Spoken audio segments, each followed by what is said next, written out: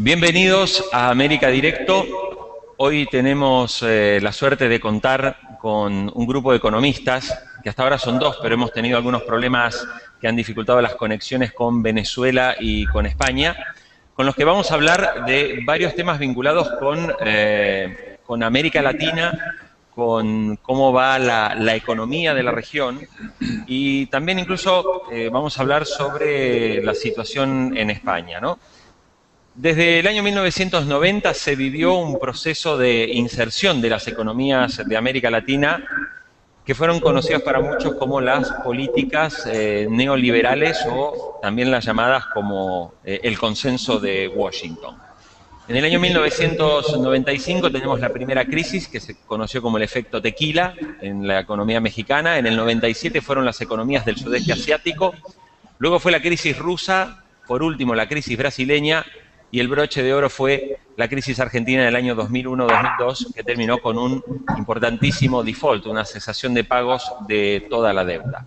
A partir de ese momento se produce un quiebre que plantea claramente dos modelos en la región de América Latina. Por un lado, el socialismo del siglo XXI, encarnado en el presidente venezolano Hugo Chávez, que acaba de ganar la reelección, y por el otro lado, las economías en gran medida representadas por la economía chilena, seguida también por Perú y por Colombia, economías más alineadas con los modelos liberales de los años 90. Por eso es que hoy contamos con la suerte de tener al doctor en economía de la Universidad de Maryland, Luis Eduardo Escobar, economista chileno, que durante 20 años trabajó en el Fondo Monetario Internacional y fue asesor del exministro de Economía, Nicolás Eyzaguirre, durante la gestión del presidente Ricardo Lagos. Fue asesor también de la presidenta de Nicaragua en su momento, Violeta Chamorro, y desde el 2006 se desempeña como consultor independiente.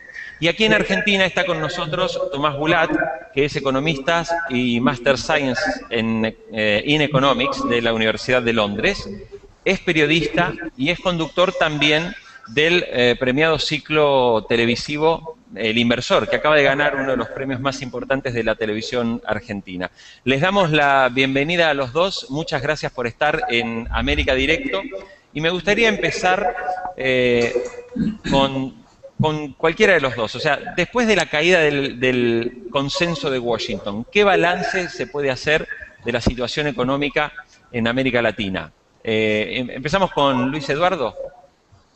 Bueno, buenos días, muchas gracias por la invitación. Mira, yo creo que el consenso de Washington quedó reconocido como insuficiente. O sea, yo creo que muchas de las cosas que se decían en el consenso de Washington y en las medidas que se planteaban inicialmente correspondían a una parte de las necesidades de América Latina, pero desde luego eso no se hacía cargo de los problemas de tipo social, no se hacía cargo de los problemas de distribución del ingreso, no se hacía cargo de las consecuencias de la redistribución de la riqueza que estuvo implícita en las privatizaciones que se llevaron a cabo en muchos de nuestros países, en fin. Y yo creo que gran parte del debate que existe hoy día en América Latina tiene que ver justamente con cómo se juegan estos elementos y cómo se van compatibilizando para ir perfeccionando un modelo que lleve hacia un desarrollo que sea más sostenible y más equitativo. Tomás. Mira, a ver, digo yo, hay una cuestión medio latinoamericana quizás de empezar a rotular, como que todos los rótulos son buenos, malos, te tiene que dar bien o te tiene que dar mal. Y lo que en realidad la economía como la sociedad es una evolución, en la cual mientras vas corriendo vas también aprendiendo los errores y las cosas que dejaste aparte. O sea, claramente el consenso de Washington, que hacía claro hincapié en el tema de la eficiencia económica y no en los impactos sociales, en el caso de la Argentina en los 90 ha logrado muchísima mejora en la inversión de infraestructura. Se logró el superávit energético que Argentina no tenía, se construyeron una cantidad de rutas que Argentina no tenía, se logró finalmente, digamos, mejorar la eficiencia de los teléfonos. Acordémonos que antes del Consenso de Washington en Argentina no tenían teléfono, no tenían nada. Entonces la infraestructura se mejoró durante los 90, como se empeoró la desigualdad del ingreso, como se generó mayor pobreza. Y no son contradictorios, son donde pusiste el foco. La reacción por contrapartida fue la que tenemos ahora, que en realidad es prácticamente no hay inversiones. De hecho Argentina ya perdió el superávit energético que tenía. Argentina tiene una infraestructura básica económica muy mal, pero tiene una mejor distribución del ingreso.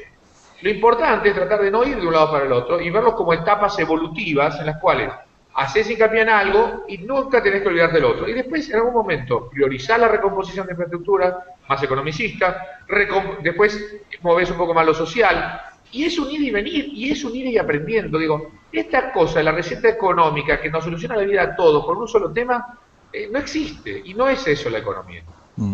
A ver, decíamos al comienzo que en la región se evidencia dos modelos muy definidos, el que encarna Hugo Chávez, el socialismo del siglo XXI, en el que se podría decir que se alinean en alguna medida Ecuador, Bolivia en una parte, aunque quizás ahora menos, y desde que Cristina Fernández de Kirchner ganó la reelección, parece que Argentina también se alinea bastante.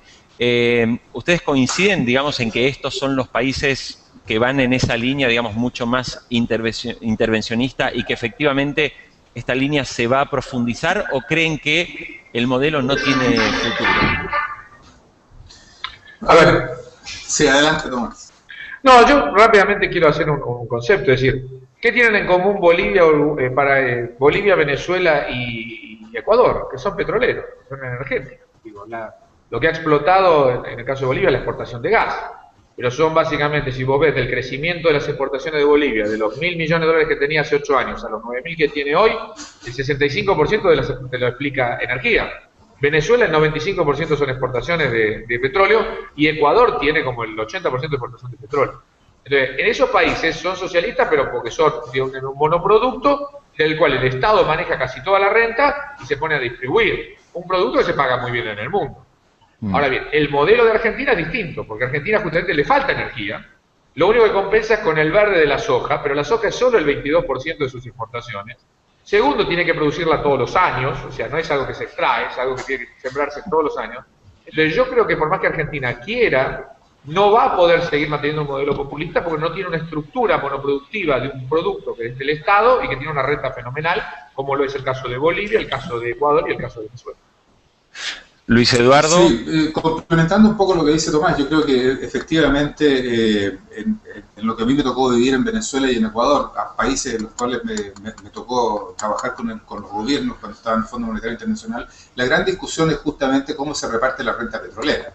Y eso, esa es una disputa política en definitiva, que la persona que se hace cargo del gobierno, en este caso, decide cómo lo va a hacer, porque son economías digamos, estructuras políticas bastante presidencialistas. Entonces, cuando la gente, tú mencionabas antes de que fuéramos al aire, de que había toda una disputa sobre la falta de transparencia del presupuesto en Venezuela.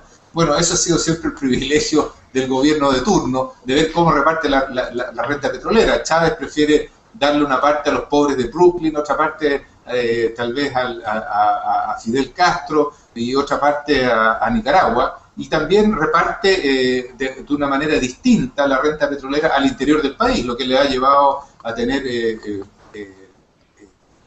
a ser reelecto de forma continua desde el año 1998. Entonces, efectivamente, cómo uno ordena estas economías desde la base productiva que cada una de ellas tiene, son desafíos diferentes.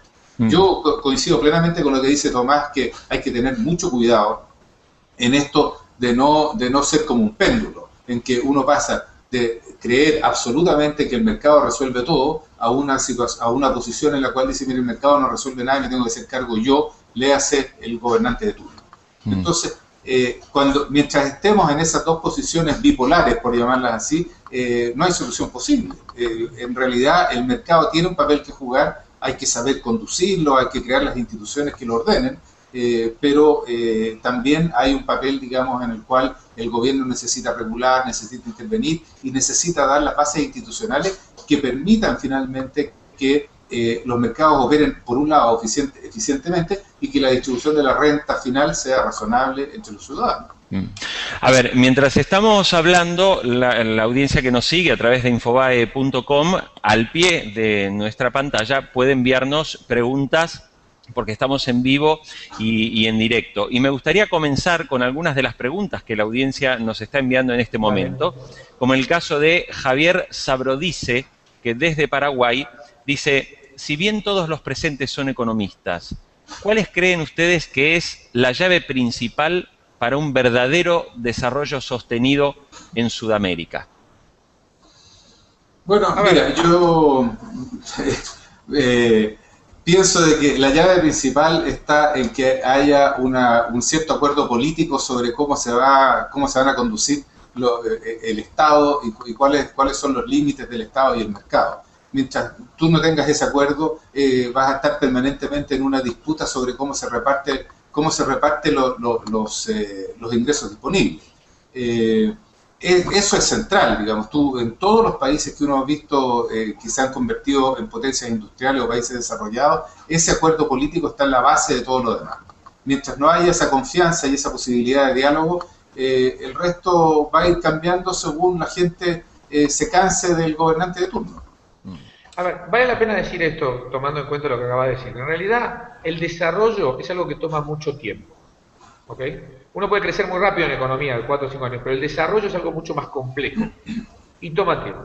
Para tener tiempo necesitas estabilidad. Para tener estabilidad necesitas instituciones, que es un poco lo que dijo ahí de los acuerdos políticos. Es decir, la política va a estar teniendo un límite que se llama instituciones. Y no la política puede borrar las instituciones, como es lo que pasa en Venezuela, en Argentina. Es decir, cuando vos le pones un límite a esa política, te da horizonte de estabilidad. El segundo punto tiene que haber educación, que es la otra cuestión de largo plazo. Porque en la medida en que la gente está más educada, efectivamente puede lograrse mayor grado de desarrollo. Si la gente no está educada, no es capaz de generar su propia riqueza ni aportar a su riqueza, y por lo tanto termina dependiendo de lo que le terminen dando. Entonces, esta combinación de institucionalidad, como bien dijo, más el tema de educación, en el largo plazo es lo que genera desarrollo. Ahora, el que entienda por desarrollo que rápidamente los que son pobres de un año para el otro pasan a ser clase media, no entendieron ni cómo se maneja ni la economía, ni la política, ni la sociedad. La construcción de clases medias toma una generación, si hay institución y si hay educación. Y hay que hacerlo de a poco y consistente. A mí lo que me preocupa de América Latina es que a veces da 2 pasos para adelante y después da 3 pasos para atrás. Yo prefiero que dé de a medio para adelante, lo que no me dé 1 para atrás. A ver, Tomás, estás explicando algo que es fundamental. La construcción de una clase media demanda una generación. Sin embargo, los políticos suelen hacer programas que duran 2 años, 3 años, 5 años. Me gustaría preguntarle a Luis Eduardo, desde la experiencia y el conocimiento que tiene de la economía chilena, bueno, ¿qué es lo que está haciendo y qué es lo que lleva a que Chile sea un país donde cada vez la clase media es mayor y donde pareciera que los políticos no tienen las mismas urgencias que en otros países? Déjame discrepar con una de tus premisas. En Chile la clase media no ha ido creciendo. La distribución del ingreso sigue siendo igualmente mala que hace 40 años atrás, 50 años atrás, sin grandes variaciones. Lo que ha ocurrido es que esto es como lo que ha ocurrido es que en la medida que la economía ha ido creciendo, los ingresos se han ido elevando y esto es como la marea, digamos. La marea alta eleva todos los botes, digamos, pero no cambia sus posiciones relativas. Entonces, en Chile lo que vemos es que el país ha crecido, en consecuencia los ingresos han aumentado, pero no es cierto, digamos, de que la clase media se haya ampliado. El país entero es menos pobre que antes. Y la gran discusión justamente tiene que ver con uno de los elementos que mencionaba Tomás, que es cuál es la calidad de la educación, y en particular de la educación pública, y si la educación que hoy día se imparte a través de los medios públicos, que en Chile está radicada en los municipios, es lo suficientemente buena para permitir que la gente pueda ir elevando sus ingresos a lo largo del tiempo. La conclusión de los estudiantes es que eso en Chile hoy día no ocurre, y es por eso entonces que tenemos tanta insatisfacción de distintos grupos sociales, que tienen que ver justamente con esta posibilidad de convertirse eventualmente en clase media. A ver, hay una cosa, Jorge, que quiero agregar, que me parece muy importante. Digamos, la esencia de la clase media es la movilidad social. O sea, es la posibilidad de que la sociedad en la cual vos naciste no sea después, en parte por tu esfuerzo, por las instituciones que vos tengas, seas de otro. Hay sociedades que mejoran su ingreso, como bien contó recién, porque mejora la economía en general, pero no hay una movilidad social. No te va generando una clase media. Cuando vos mirás los apellidos de los más ricos, prácticamente son los mismos después de 20 años. Entonces, lo interesante de la sociedad latinoamericana, que es el nuevo desafío, es cómo en un modelo de crecimiento sostenido e institucionalidad empieza a promover lo que existió a principios del siglo, que fue la movilidad social. Es decir, yo nací en una cuna pobre, pero puedo llegar a ser otra cosa distinta. Eso hoy en Latinoamérica todavía falta. Exactamente. Aquí y en Chile eso es como nosotros llamamos una torta de 1000 hojas, ¿no? Una persona que trabaja en el Ministerio de Salud en Chile me ha dicho varias veces, mira, dime tú, en qué lugar, en qué hospital nació una persona y yo te digo exactamente cuál es su futuro. Eso claro. Es lo opuesto de lo que acaba de señalar Tomás, ¿no? Si tú naciste en una posta rural, quiere decir que lo más probable es que vas a ser siempre pobre, siempre vas a trabajar en el campo, que no vas a tener acceso a educación y en consecuencia esto de la igualdad de oportunidades a la cual todos apelamos no existe. Decías hace un momento, Tomás, algo que me parece relevante. O sea, no existe una fórmula mágica, no existen modelos perfectos. O sea, ni el socialismo es todo lo malo que a veces se promociona o se promueve, y tampoco el modelo, digamos, más capitalista, más de la actividad privada, de la inversión, de la propiedad privada, también es perfectible. O sea, todo se puede mejorar. Si ustedes tuvieran que identificar modelos que estén en el mundo, que uno pueda decir, bueno, estos modelos pueden ser llevados a un modelo latinoamericano, porque la gente habla de los países nórdicos, bueno, pero países que viven 9 meses al año con 20 grados bajo cero tienen un tipo de productividad completamente diferente a las regiones donde nos movemos nosotros. Entonces, la pregunta es si es que existen modelos o países en los cuales esto se pueda destacar. A ver, yo te voy a contestar lo siguiente. Primero, la economía no está prescindente de la cultura del pueblo que trabaja. Entonces, los modelos no son exportables. A ver, yo siempre cuento la anécdota, ¿te acordás? En el año 92 o 93, Japón había entrado en crisis con la burbuja del 89. Hubo una misión del Fondo Monetario Internacional para ver qué política se podía hacer, lideradas por norteamericanos. Y propusieron que para reactivar el consumo interno había que bajar impuestos en Japón. Porque en Estados Unidos vos bajas los impuestos y el consumo aumenta. Bajaron los impuestos en Japón y lo que hicieron los japoneses fue ahorrar más. Entonces la recesión fue brutal, creo que fue el 93 o 94, es decir, porque no podés sacarlo de la cultura que tiene. Entonces, tratar de importar un modelo sueco a América Latina es no entender nada. ¿Qué es lo que vos tenés que sacar? Que América Latina ya tiene sus propias experiencias, su propia historia, y ver cuándo le funciona. Y lo que tiene que tener es menos péndulos. Es decir, los debates tienen que ser menos emocionales y más racionales. ¿Y qué sabemos nosotros? Que el sector privado es mucho más eficiente produciendo, y sabemos que el Estado es mucho más eficiente redistribuyendo.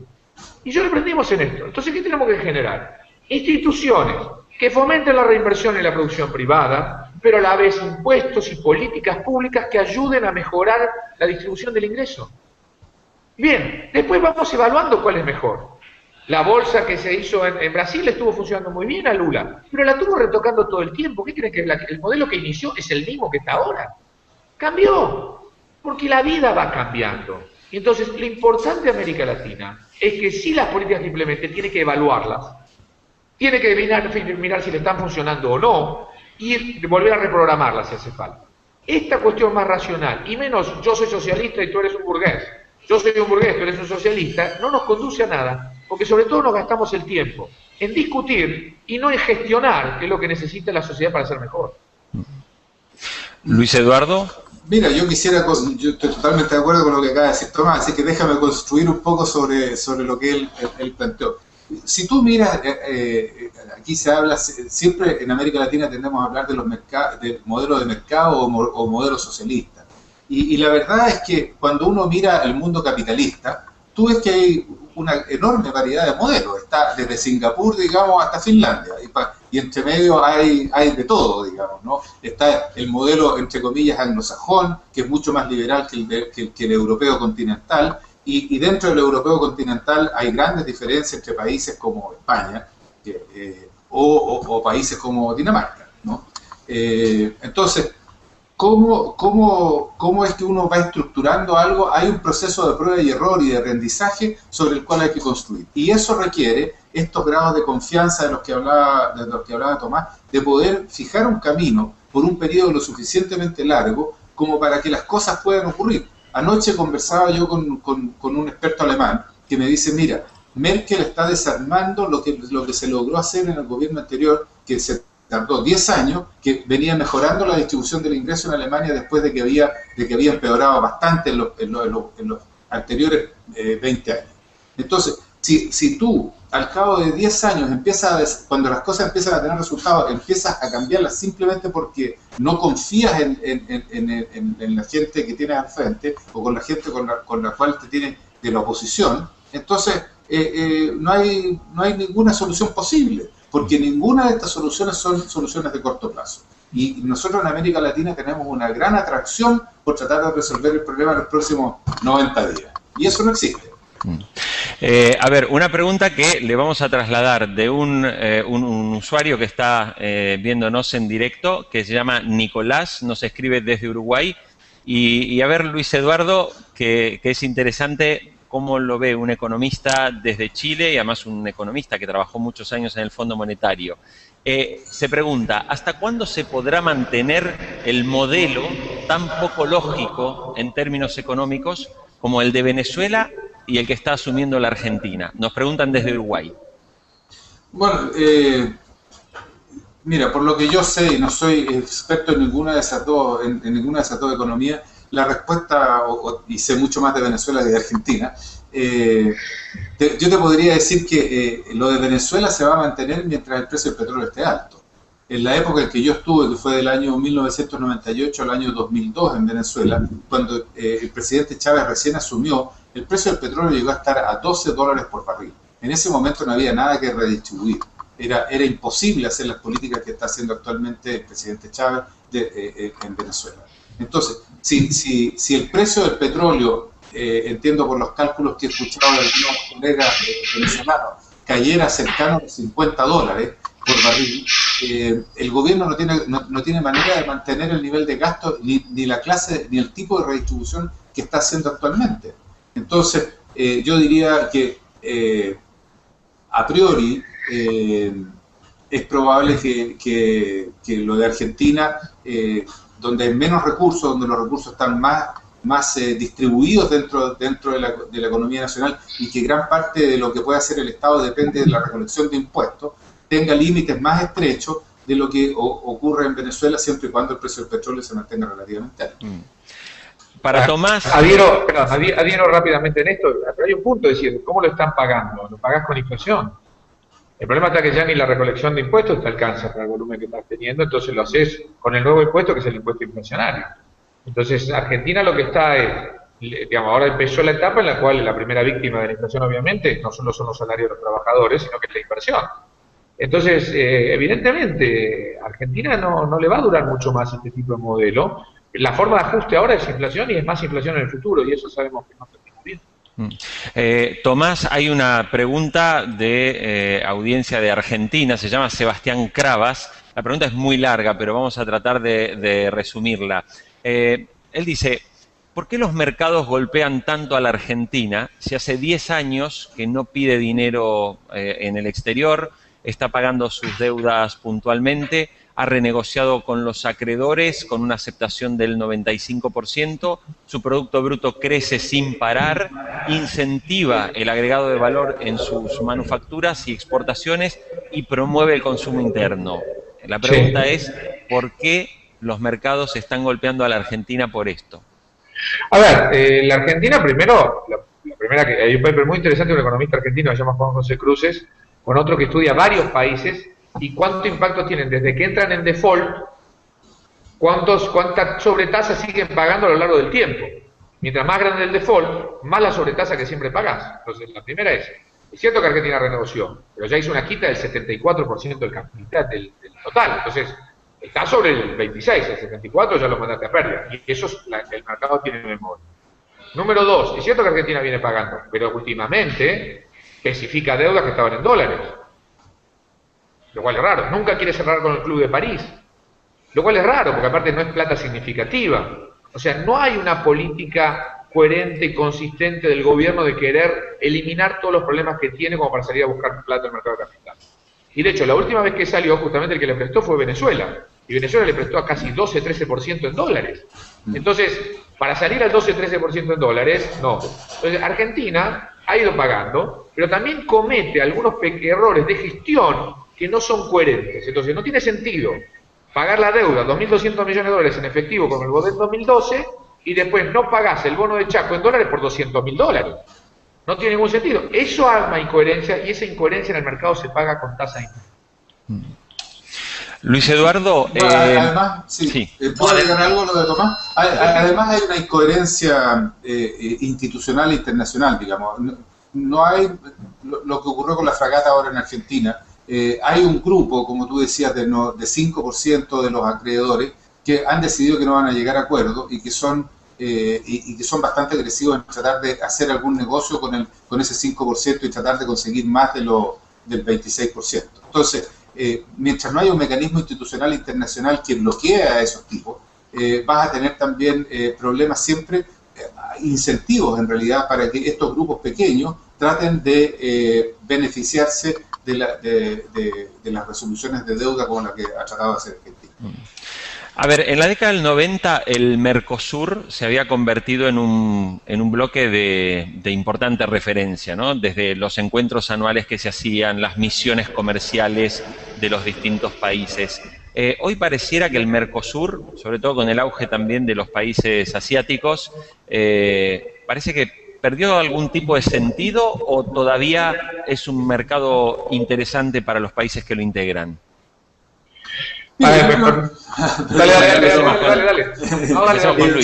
Yo creo que el Mercosur tiene un gran potencial, eso no cabe ninguna duda. Estamos hablando de países de ingresos medios, con poblaciones relativamente grandes, que van a lo largo del tiempo van creciendo, etcétera.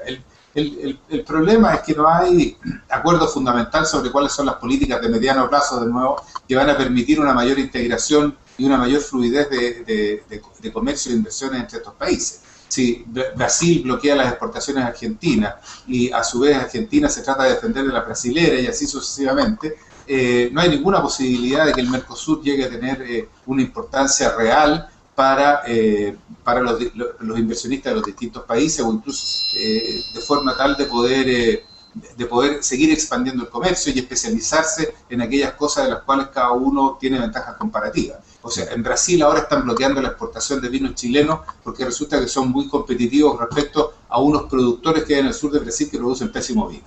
Entonces uno dice, así no hay nada que hacer, digamos, ¿no? ¿Cómo voy a importar yo productos brasileños si no me dejan exportar los míos a Brasil? Entonces, mientras no hayan acuerdos bastante fundamentales sobre cómo vamos a operar, el Mercosur va a seguir marcando el paso. Jorge, yo creo que el Mercosur ya es solamente una frase. En realidad ya no existe más. Los mecanismos de integración o avanzan o se mueren. No hay etapas de letanía. Y cuando vos ves que la Argentina, las importaciones este año bajan 7%, pero las importaciones de Brasil bajan 20%, es decir, que con las importaciones que más bajan son las que vienen de Brasil, bueno, ya está, es de función.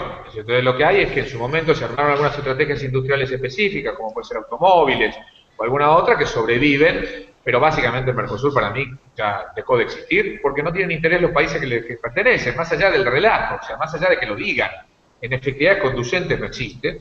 Y lo que sí creo que va a haber dos modelos. Uno es la Brasil dependencia. Brasil no crea el Mercosur porque sí. Brasil cada vez es a nivel internacional un competidor de commodities en general, pero no es un competidor industrial. La industria de Brasil va a tener que abastecer su mercado interno y América Latina, pero no le va a dar para competir afuera. Brasil es el gran vendedor de alimentos, es el gran vendedor de minerales y si le sale bien la exploración de petróleo, el gran vendedor de petróleo. Pero no es el gran vendedor de industria. Pero Brasil contra esto hace dos cosas. Uno, lo que yo produzco en Brasil es para el mercado interno que va a crecer y para América Latina que va a crecer. Y número dos, creo multinacionales. Es decir, salgo a producir afuera. Entonces, ese modelo es que América Latina en realidad va a estar con los que estén detrás de Brasil o los que estén con un modelo más chileno-peruano, que es una apertura más fuerte de su economía y un fuerte vínculo con Asia.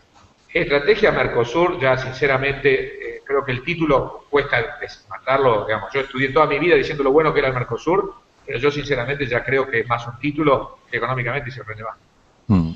A ver, la audiencia nos sigue enviando preguntas, mientras están hablando van ingresando. Esta va directamente, pregunta Vanessa desde Argentina, y le pregunta a Luis Eduardo, dice, ¿cómo ven a la Argentina económicamente desde el exterior? Dice, acá nos quieren inculcar números dibujados por el INDEC que no condicen con la realidad que vivimos. La pregunta entonces nuevamente es, ¿cómo ven, por ejemplo, desde Chile, los economistas chilenos, lo que está pasando en la Argentina? Mira, aquí yo te diría que el consenso es que Argentina, que no se mira con buenos ojos lo que está pasando en Argentina, y se mira además con mucha duda todo lo que son las estadísticas. No por nada el directorio del Fondo Monetario Internacional ha puesto varios límites o ha dicho directamente de que la calidad de las estadísticas argentinas no cumple con los estándares internacionales, que no son confiables, y llaman al gobierno de Argentina a corregir estos problemas. Entonces, cuando un gobierno, y en Chile nos está empezando a pasar algo parecido con la medición de la pobreza y la medición del desempleo, cuando un gobierno empieza a jugar con lo que son las estadísticas oficiales, la conversación se complica demasiado, porque quiere decir que estás tratando de esconder el sol con un dedo y finalmente eso no es sustentable. Las crisis macroeconómicas en América Latina siempre nuestros gobiernos las han tratado de esconder, y una de las cosas que hay que tratar de proteger es justamente la credibilidad de las instituciones públicas y muy particularmente la credibilidad de las instituciones que producen las estadísticas, porque si no nos ponemos de acuerdo sobre cuáles son los hechos, malamente nos vamos a poner de acuerdo sobre cuáles pueden ser las posibles soluciones. Claro. ¿Puede existir, digo, porque mientras hablamos de preservar la calidad de las instituciones que hacen las mediciones, digo, yo siempre recuerdo que en la década del 90 el Banco Interamericano de Desarrollo financió todo lo que fue digamos, la nueva matriz insumo-producto, para el cual se postularon economistas internacionales por concurso, no hubo, digamos, arreglos políticos, había economistas colombianos, chilenos, etcétera, trabajando en la construcción de estadísticas verdaderamente serias. Eso fue en la primera etapa de Domingo Felipe Cavallo en el Ministerio de Economía. Luego todo eso se ha derrumbado. Pareciera ahora que en el resto de la región, en Ecuador está pasando lo mismo, en Venezuela ni que hablar, y ahora nos dice Luis Eduardo lo mismo. ¿Se podrá componer un día un organismo como la Eurostat, digamos, que no le permita a los países manipular tanto los datos para que efectivamente podamos avanzar hacia modelos más claros? Acá hay dos cosas. La primera son cuestiones metodológicas. A veces hay discusiones metodológicas, como se mide, digo, medir la distribución del ingreso tiene una gran discusión que aparte es riquísima, digamos, de cómo se hace. El segundo punto es si yo lo quiero intervenir o no para que mientas. ¿Ven? O sea, y acá el problema de América Latina es que está empezando a avanzar la idea de que, bueno, la mejor forma de negar la realidad es no mostrarla. Y como que si los problemas se ocultaran, y los problemas no se ocultan, los problemas siguen existiendo. Y ahí me sumo lo que acaba de decir. El problema es que si yo no sé dónde estoy, ¿cómo sé dónde voy? ¿Cómo sé lo que tengo que hacer? Porque uno no mide por el placer de medir. Digamos, cuando vos le tomás la temperatura a tu hijo, con el termómetro, es para saber qué hacer. O sea, si tiene 37,5, lo meto en la bañadera. Si tiene 38,5, le doy un antitérmico, un antifebril. Si tiene 40, corro al médico. Es decir, vos no medís para anotarlo en una agenda, ay, lo anoto en la agenda, qué lindo. No, en economía es lo mismo. Vos medís para actuar. Si yo me engaño en la medición, lo que actúo, ¿está bien o está mal? Quizás el chico tiene 37,5, estás corriendo al médico, lo cual es horrible, o tiene 40 y te estás quedando con un baño en la cama, en la casa, lo cual también es horrible. Entonces, tenemos que recuperar la capacidad de medir, y la medición no le hace mal a nadie. Las políticas que se implementan después son las que le hacen mal a nadie. Luis Eduardo, no sé si quieres agregar algo. ¿Vamos a cerrar, dices tú? No, digo, si agregas algo sobre sí, los temas estadísticos que se están manipulando. Yo creo que así como no funciona el Mercosur, va a ser bien difícil hacer un Eurostat latinoamericano o algo parecido, ¿no? Yo no soy muy optimista al respecto. Creo que si tenemos dificultad para construir nuestras propias instituciones, va a ser más difícil tratar de internacionalizar. Así es que eso. No mucho. Bien. A ver, como para poder terminar, porque sé que ambos tienen agendas bastante complejas, nos siguen llegando preguntas, muchas preguntas son de Argentina, donde naturalmente se habla del tema que más angustia a los argentinos, que es que tenemos 40 de fiebre, pero según el INDEC 37, es decir, tenemos alta inflación. Uno de los temas que genera mucho interés hoy es el fenómeno de China. días pasados, un grupo de representantes de distintos países latinoamericanos asistieron a este foro del Asia-Pacífico. ¿Qué pasa realmente con China? O sea, es un país que efectivamente es una gran apuesta para los mercados latinoamericanos desde el punto de vista de buscar inversiones que lleguen al país, o en realidad China quiere seguir en su modelo que es, vengan inversiones hacia mí que tengo 1.300 millones de personas para darles de comer. Bueno, mira, yo creo que las dos cosas no son incompatibles. Yo creo que China va a hacer ambas. Recordemos, digamos, lo que China estaba haciendo es crecer a tasas enormemente altas, en exceso del 10%, aunque ahora está aterrizando en tasas de entre 7 y 8, y necesita recursos naturales. Y necesita además una población cuyos ingresos han ido creciendo, también necesita sofisticar la oferta alimentaria incluso. Entonces, no caben dudas de que, en cierto modo, el futuro de América Latina está atado al de China y eventualmente al de India y después, posteriormente, probablemente al de Indonesia, que son enormes economías con grandes poblaciones y en las cuales nosotros, como poseedores de recursos naturales, tenemos la posibilidad de abastecernos. Por otro lado, gran parte de eso, como lo han hecho los japoneses anteriormente, se va a reflejar a su vez en inversiones chinas en América Latina, porque ellos de esa manera buscan tener influencia sobre qué se produce, cómo se produce y asegurar su abastecimiento. Así que yo creo que van a ver de las dos cosas. La gran pregunta es cuándo China entra en recesión y qué consecuencias tiene eso para América Latina, y si acaso América Latina está preparado para un bajón de importaciones fuerte de parte de la China. Yo creo que no estamos preparados, creo que la sorpresa va a ser enormemente desagradable y más aún pienso que es un problema solo de tiempo en que China de repente se desacelere significativamente y que nosotros tengamos problemas. Bueno, ahí quiero sumar varias cosas. La primera es, antes Estados Unidos estornudaba y nosotros nos resfriábamos, ahora el problema es si estornuda China, básicamente. Pero también es cierto que China va a ir desacelerando, tiene un problema, digamos, no puede crecer, una cosa es crecer el 8% o de 11% hace 10 años, otra cosa es este 8%, digamos, un acumulativo, claro, cada vez te cuesta más.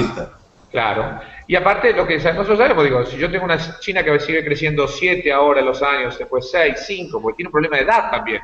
En el 2030 ya tiene un problema de edad, de aging bastante complicado. Pero después va a venir India.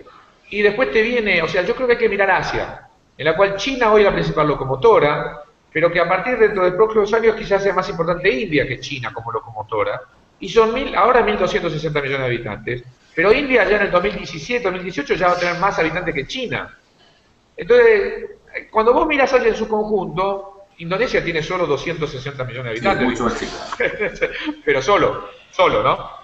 Es decir, lo tenés como un horizonte. Yo creo que Asia tiene un horizonte de crecimiento bastante importante en los próximos años, y eso a la América Latina le viene fantástico. Y es cierto, si llega a entrar en recesión esos países, no, Latinoamérica va a pasar una crisis bastante fuerte. Como para terminar, una pregunta que nos está llegando en este momento desde Colombia, que hace Paula Andrea López. Dice, ¿por qué el impacto de la crisis económica mundial fue realmente menor para Latinoamérica si se la compara con el resto del mundo? Por lo que estábamos hablando recién, o sea, porque en gran medida, como dice Tomás, China reemplazó a Estados Unidos. China ha sido la locomotora de crecimiento de la economía mundial, explica más del 60% del crecimiento de la economía mundial en los últimos años, y en esa medida, entonces, en la medida que nosotros somos abastecedores y vendedores hacia China, eso es lo que ha sustentado las economías latinoamericanas. Y por eso yo creo la preocupación que compartimos con Tomás de qué es lo que pasa cuando si China llegara a desacelerar antes de que economías como India puedan tomar el liderazgo nuevamente. Hay una cosa que quiero decir, no hay crisis internacional, les pido 1000 disculpas, hay crisis de los países desarrollados. Sí, claro. Los países en desarrollo no están en crisis. Y de hecho el continente que más crezca quizás este año, más que Asia, sea África. Entonces acá me llama mucho la atención, porque África viene creciendo muchísimo estos años, y el mundo ahora, desde que Europa no crece, habla de crisis internacional, pero sí África está creciendo mucho. O sea que resulta que para el mundo, si Europa, que es un continente rico, entra en crisis, el mundo entra en crisis. Pero si un continente pobre como África crece como nunca, ¿el mundo está en crisis?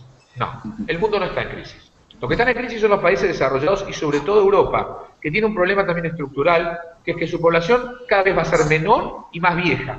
Ese continente no tiene destino. El continente, los que van a crecer son Asia, África y América Latina. Ese es el nuevo mundo que tenemos por delante. Para terminar, una que va para Tomás Bulat. Tomás, ¿crees que alguna vez los argentinos dejaremos de estar enamorados del dólar?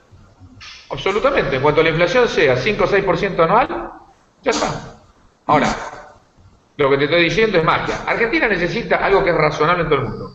Inflación baja y tipo de cambio móvil. O sea, que el tipo de cambio puede estar a 3.50, después puede estar a 2.80, después puede estar a 3.20, después... En cuanto te pase eso y la inflación sea baja, el argentino deja de pensar en dólares. El argentino no piensa en dólares porque quiere. Piensa en dólares ¿por qué? Porque tiene una inflación del 25-30% y su moneda pierde valor. No es tan complicado. Entonces no busquemos enamoramiento de otro lado. En Argentina, cuando tuvo baja inflación, 2004, 2005, 2006, la gente no corría a comprar dólares. Empezó a comprar dólares ¿cuándo? Cuando la inflación se fue al 22 en el 2008. Entonces... paremos con esto del discurso de que hay un enamoramiento. No hay enamoramiento. Y hoy el dólar a 4.70 en Argentina está barato. Y como cualquier persona racional, cuando hay algo barato, la gente ¿qué hace? Lo compra. Exacto. Bueno, pero déjame agregar, ¿puedo agregar algo un segundo? Claro. Nosotros en la década del 80 en Chile, en las vitrinas comerciales, se decía, todos los precios estaban en dólares y abajo, porque era ilegal pagar en dólares, decía equivalente a moneda nacional. Y todo se pensaba en dólares, todos los precios estaban en dólares. Hoy día nadie en Chile piensa en dólares.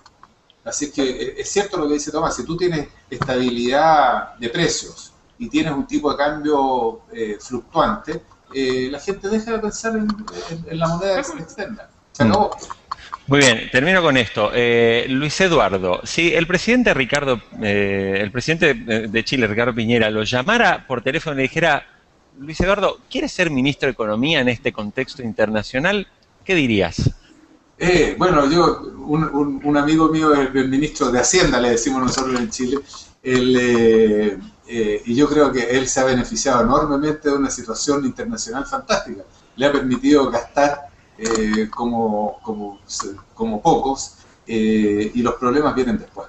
Así es que sí, ha sido una tarea relativamente fácil ser ministro de Hacienda este gobierno. Perfecto. Y Tomás Bulat, si mañana suena el teléfono celular, Cristina Fernández de Kirchner te invita a ser ministro de Economía de la Nación con más injerencia que Hernán Lorenzino, ¿qué le dirías? Te voy a decir dos cosas. La Argentina no tiene prácticamente deuda. Los argentinos no tienen deuda externa, las empresas no están casi endeudadas en moneda extranjera y el país tiene una deuda de moneda extranjera fuera de la propia institución argentina muy baja. El precio de la soja está en $550, el potencial de crecimiento de la región es fantástico. Si no agarro ahora, no agarro nunca. Ahora bien, claro, es la mejor condición. Sí, claro. Pero ¿sabés qué? Hay cosas que van a tener que cambiar, definitivamente. Bien. Bueno, muchísimas gracias a Luis Eduardo Escobar, economista de Chile, estoy adelantando, a Tomás Bulat por haber estado. Vamos a disculpar también al economista Juan Ramón Rayo y al economista José Guerra, que han tenido dificultades técnicas que le han impedido que funcionara la conexión. Hemos intentado y de hecho seguimos intentando hasta recién y no hubo manera de tenerlos aquí, pero los vamos a invitar. Gracias a los dos y será hasta el próximo encuentro de América Directo, que nos gustaría volver a contar con ustedes. Muchas gracias, un placer. Adiós, gracias a todos. Adiós. Gusto de América Latina tiene que ver justamente con cómo se juegan estos elementos y cómo se van compatibilizando para ir perfeccionando un modelo que lleve hacia un desarrollo que sea más sostenible y más equitativo. Tomás.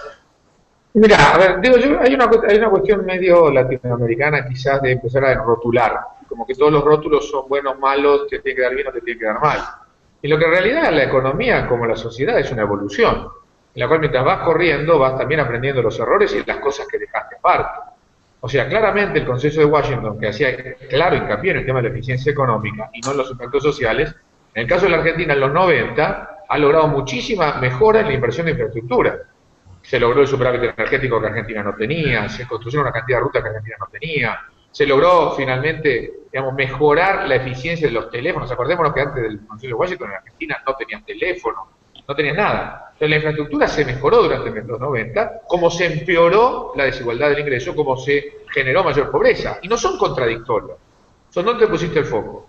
La reacción por contrapartida fue la que tenemos ahora, que en realidad es prácticamente no hay inversión. Es periodista y es conductor también del premiado ciclo televisivo El Inversor, que acaba de ganar uno de los premios más importantes de la televisión argentina. Les damos la bienvenida a los dos, muchas gracias por estar en América Directo, y me gustaría empezar con cualquiera de los dos. O sea, después de la caída del consenso de Washington, ¿qué balance se puede hacer de la situación económica en América Latina? Empezamos con Luis Eduardo. Bueno, buenos días, muchas gracias por la invitación. Mira, yo creo que el consenso de Washington quedó reconocido como insuficiente. O sea, yo creo que muchas de las cosas que se decían en el consenso de Washington y en las medidas que se planteaban inicialmente correspondían a una parte de las necesidades de América Latina, pero desde luego eso no se hacía cargo de los problemas de tipo social, no se hacía cargo de los problemas de distribución del ingreso, no se hacía cargo de las consecuencias de la redistribución de la riqueza que estuvo implícita en las privatizaciones que se llevaron a cabo en muchos de nuestros países, en fin, y yo creo que gran parte del debate que existe hoy día... De hecho, Argentina ya perdió el superávit energético que tenía. Argentina tiene una infraestructura básica económica muy mal, pero tiene una mejor distribución del ingreso. Lo importante es tratar de no ir de un lado para el otro y verlos como etapas evolutivas en las cuales haces hincapié en algo y nunca tenés que olvidar del otro. Y después, en algún momento, priorizar la recomposición de infraestructura, más economicista, después movés un poco más lo social, y es un ir y venir, y es un ir y aprendiendo. Digo, esta cosa, la receta económica que nos soluciona la vida a todos por un solo tema, no existe, y no es eso la economía. A ver, decíamos al comienzo que en la región se evidencia dos modelos muy definidos, el que encarna Hugo Chávez, el socialismo del siglo XXI, en el que se podría decir que se alinean en alguna medida Ecuador, Bolivia en una parte, aunque quizás ahora menos, y desde que Cristina Fernández de Kirchner ganó la reelección, parece que Argentina también se alinea bastante. ¿Ustedes coinciden, digamos, en que estos son los países que van en esa línea, digamos, mucho más intervencionista y que efectivamente esta línea se va a profundizar, o creen que falta una cesación de pagos de toda la deuda? A partir de ese momento se produce un quiebre que plantea claramente dos modelos en la región de América Latina. Por un lado, el socialismo del siglo XXI, encarnado en el presidente venezolano Hugo Chávez, que acaba de ganar la reelección, y por el otro lado, las economías en gran medida representadas por la economía chilena, seguida también por Perú y por Colombia, economías más alineadas con los modelos liberales de los años 90. Por eso es que hoy contamos con la suerte de tener al doctor en Economía de la Universidad de Maryland, Luis Eduardo Escobar, economista chileno, que durante 20 años trabajó en el Fondo Monetario Internacional y fue asesor del exministro de Economía, Nicolás Eyzaguirre, durante la gestión del presidente Ricardo Lagos. Fue asesor también de la presidenta de Nicaragua en su momento, Violeta Chamorro, y desde el 2006 se desempeña como consultor independiente. Y aquí en Argentina está con nosotros Tomás Bulat, que es economista y Master Science in Economics de la Universidad de Londres.